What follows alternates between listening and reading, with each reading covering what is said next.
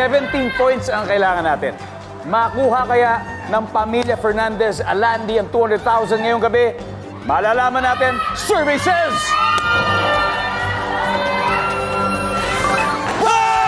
Tatlo ang top answer dun sa barbecue.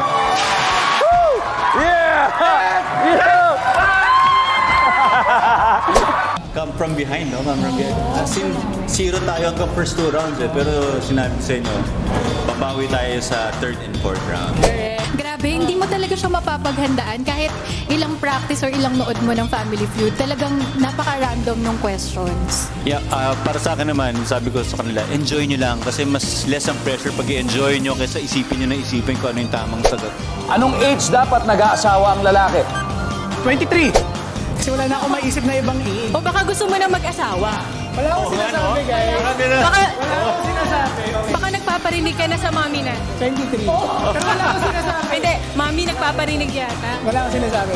Ano na lang naisip ko top of my head, 23. So yun, sana pinalit ako at least to 25 or 28. Okay lang yan, okay lang yan. Kapag ang sagot mo kay Mrs. ay, sige, ikaw na lang. Saan kaya siya nagyayayang pumunta? Sa inuman? Sa inuman.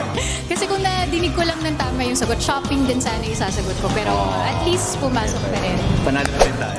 Mga kapuso, huwag niyo pong kalilimutan panoorin ng Family Feud. Lunes hanggang Biyernes, Bago mag 24 oras, dito lang sa... GMA!